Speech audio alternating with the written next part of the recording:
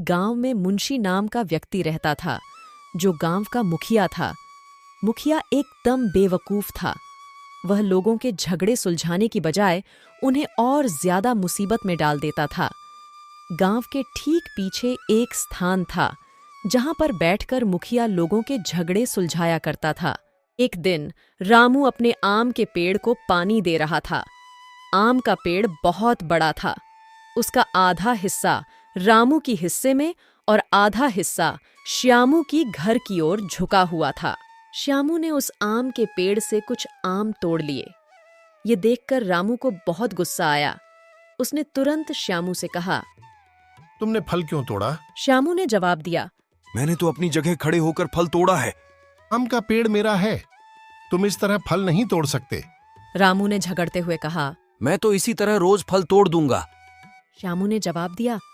यह सुनकर रामू ने कहा, आम का पेड़ मेरा है, तुम इस तरह फल नहीं तोड़ सकते। श्यामू कहता है, हाँ चले जाओ, मैं कौन सा डरता हूँ, मैंने कोई चोरी थोड़ी ही ना की है। अगली सुबह दोनों मुखिया के पास जाते हैं और अपने झगड़े के बारे में मुखिया को बताते हैं। मुखिया थोड़ी देर सोच विचारता है और फिर कहता है, यह सारा मसला आम के पेड़ का है। आम का पेड़ काट दो तो झगड़ा अपने आप खत्म हो जाएगा। ये सुनकर रामू हैरान हो गया, क्योंकि पेड़ उसका ही था। उसने बड़ी मेहनत से उसे पानी देकर बड़ा किया था। लेकिन मुखिया अपनी बात पर अड़ा रहा और आम का पेड़ कटवा दिया। यह सब देखकर रामू की पत्नी बहुत क्रोधित हुई। उसने कहा कि मुखिया ने यह सब हमारे साथ सही नहीं किया, हमें न्याय मिलना चाहिए। कुछ दिनों बाद रामू के घर में एक चूहा आ गया। रामू की पत्नी उस चूहे को भगाते भगाते घर से बाहर आई तो चूहा श्यामू के घर की ओर चला गया। यह देखकर रामू की पत्नी खुश होते हुए बोली, ये बहुत अच्छा हुआ। अब हम मुखिया के पास दोबारा जाएंगे और उसे बताएंगे कि श्यामू ने चूहे पाले हैं ताकि वह हमारे घर का अनाज खराब कर सकें। रामू की पत्नी सारी योजना रामू को फिर से सुनाती है और सुबह दोनों मुखिया के पास जाते हैं। मुखिया दोनों की बातों को ध्यान से सुनता है और फिर श्यामू से कहता है, रामू, यह तुमने ठीक नहीं किया। अच्छा रामू, तुम एक काम करो, श्यामू ने चूहा पाला है तो तुम बिल्ली पाल लो। जैसे ही वह चूहा तुम्हारे घर आएगा, तुम्हारी बिल्ली उसे खा जाएगी और इस तरह तुम्हारा यह झगड़ा यहीं खत्म हो जाएगा। मुखिया की यह तरकीब सुनकर रामू और रामू की पत्नी काफी खुश हुए और उन्होंने तुरंत ही जाकर एक बिल्ली खरीदी और उसे घर ले आए। अगली सुबह जैसे ही चूहा आया, बिल्ली ने उसे दबोच लिया और खा गई। अब यह बिल्ली श्यामू के घर जाती और उसके अनाज को तितर बितर कर आती। यह सब देख श्यामू की बहू को काफी गुस्सा आया। वह श्यामू को लेकर मुखिया के पास गई और आज हुई सारी घटना को मुखिया को बताया।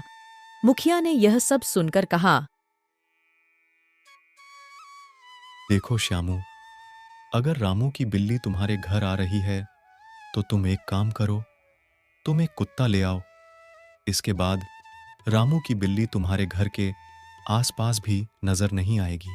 श्यामू को मुखिया का यह उपाय काफी अच्छा लगा और वह तुरंत बाजार गया और एक पालतू कुत्ता लेकर आ गया। अगली सुबह बिल्ली जब श्यामू के घर आई तो श्यामू का कुत्ता उस पर भौंकने लगा। कुत्ते ने बिल्ली को दबोच लिया और खा गया। यह सब देख श्यामू खूब हंसा, लेकिन रामू और उसकी बहू इस बात से बहुत दुखी थे। वे दोनों दोबारा मुखिया के पास गए और अपनी बिल्ली की मौत के बारे में बताया।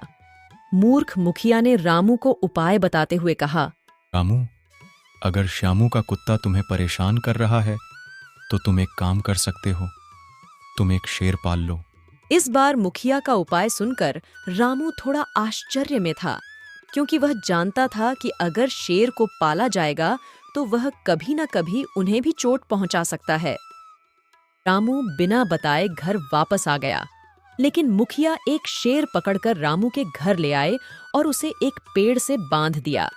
ये सब देख रामू डर गया, लेकिन फिर उसने हिम्मत की और उस शेर को खाना दिया। अगली सुबह जब कुत्ता रामू के घर आया तो शेर ने उसे दबोच लिया और खा गया। कुछ दिन शांति से बीते, लेकिन अब शेर के भोजन की व्यवस्था करते करते हैं रामू के घर का अनाज भी खत्म होने लगा था। अब वह शेर को बहुत ही कम भोजन देने लगा। भूखा शेर बहुत तेज तेज दहाड़ने लगा। उसने अपनी जंजीर तोड़ी और गांव की तरफ निकल गया। शेर को खुला हुआ देखकर गांव के लोग इधर उधर भागने लगे। चलते चलते शेर मुखिया के पास ही पहुंच गया। शेर को आता हुआ देख मुखिया ने कहा, अच्छा, तो रामू तुम्हें खाना नहीं देता है? तुम भूखे हो इसलिए मेरे पास आए हो। इतना कहते ही शेर ने मूर्ख मुखिया के ऊपर हमला कर दिया और उसे खा गया। गरीब किसान रहता था। वह बड़ी ही मुश्किल से अपने लिए 2 वक्त का खाना जुटा पाता था। उसके पास एक काले रंग का घोड़ा था जो काफी तंदुरुस्त, फुर्तीला और समझदार था।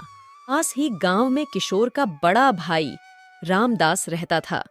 उसके पास कई घोड़ों का अस्तबल था, लेकिन फिर भी वह किशोर से जलता था क्योंकि किशोर के घोड़े जैसा एक भी घोड़ा उसके पास नहीं था। एक दिन किशोर अपने घोड़े पर चढ़कर अपने बड़े भाई रामदास से मिलने निकला। रामदास के पास पहुंचकर उसने कहा, बड़े भैया, मेरे घर से काफी दूर एक खेत है जहां पर मैं काम करता हूं, लेकिन मैं हर रोज इस घोड़े के साथ नहीं जा सकता। अगर आप मेरी एक छोटी सी सहायता करो तो आप इस घोड़े को करीब 1 महीने तक अपने पास रख लो। 1 महीने के बाद मैं खुद इस घोड़े को यहां से ले जाऊंगा। यह सुनकर रामदास मन ही मन बहुत खुश हुआ, क्योंकि उसने सोचा कि उसके पास किशोर की घोड़े जैसा एक भी घोड़ा नहीं है। वह इस मौके का फायदा उठाना चाहता था। उसने तुरंत ही किशोर से कहा, किशोर, तू मेरा छोटा भाई है। अगर तुझे मेरी मदद की जरूरत है तो बेशक मैं तैयार हूँ।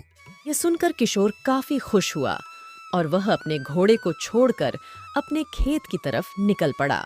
लगभग 1 महीना बीत गया। किशोर अपने खेत में काम कर रहा था। तभी एक आदमी उसके पास आता है।